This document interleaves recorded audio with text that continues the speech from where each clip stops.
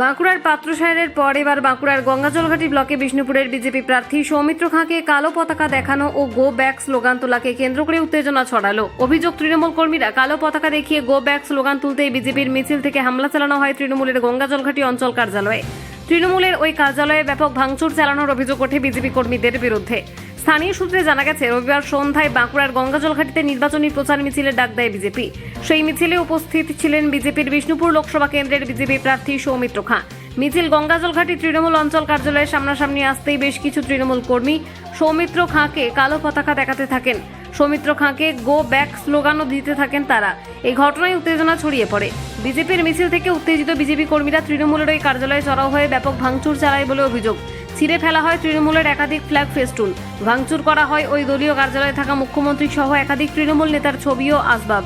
বেশ কয়েকজন তৃণমূল কর্মীকে মারধর করা হয় বলে অভিযোগ। পরে গঙ্গাজলঘাটি থানার পুলিশ বিজেপি কর্মীদের হটিয়ে দিয়ে পরিস্থিতি নিয়ন্ত্রণে আনে। এই ঘটনার পর তৃণমূলের দাবি, সৌমিত্র খাঁ সাংসদ হিসেবে এলাকায় কোনো কাজ করেননি। বিশ্বমানের স্টেডিয়াম তৈরির প্রতিশ্রুতি দিয়েও তা পালন করেননি। তাই মানুষ তাকে কালো পতাকা দেখিয়ে গো ব্যাক স্লোগান দিয়েছে।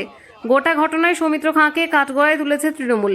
পাল্টা সৌমিত্র খাঁর দাবি, পুলিশের সাথে যোগসাজশ করে তৃণমূল বিজেপির মিছিলে ব্যাঘাত ঘটানোর চেষ্টা করছিল। তৃণমূলের ভাগ্য ভালো যে বিজেপির ছেলেরা মেরে তাদের হাত পা ভেঙে দেয়নি। বসেছিল, ওদের একটা মিছিল ছিল, সারা ভারতবর্ষের লোক জড়ো করে সাউথিনের লোক করেছিল। তার অহংকারে বাপ্পা খাওয়ার সঙ্গে ছিল সৌমিত্র খাঁ।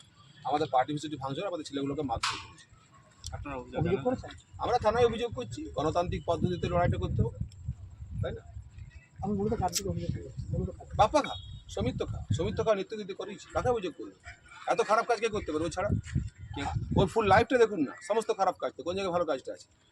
এই এলাকায় রাজনীতির একটা সুন্দর বাতাবরণ ছিল, এই এলাকায় প্রত্যেকের সঙ্গে প্রত্যেকের ভাইচারা ছিল, সুন্দর পঞ্চায়েত ভোট হয়েছে, তারপর আমরা সুন্দর চলছিলাম। আজকে ঘাটিতে এসে পরে একটা ঝামেলা লাগিয়ে দেখলো সৌমিত্র খা, যেটার আগুন এখন কতদিন ধরে জ্বলবে সেটা সৌমিত্র খা বুঝতে পারছি। আহত হয়েছে? আমাদের ছেলেটা আহত হয়েছে, আমাদের ছেলে থেকে ধাক্কি দিয়েছে। কেন করেছে? 2-300 লোক ছিল, আমাদের ছেলে 3-4 জন ছিল, পার্টি বেসে বসেছিল। আর পার্টি বেসে কিছু বাইরে চেয়ার ছিল, সেগুলোকে ভাঙচুর করেছে। এটা অন্যায় করেছে, করা উচিত হয়নি। এটা এলাকার বাতাবরণটাকে নষ্ট করছে, আর কিছু না। একটা সুন্দর গণতান্ত্রিক বাতাবরণ চলছিল, সেটাকে নষ্ট করছে সৌমিত্র খা। আমি সৌমিত্র খায়ের বিরুদ্ধে অভিযোগ করছি এবং থানাতে সৌমিত্র খাকে অ্যারেস্টের জন্য দাবি রাখবো।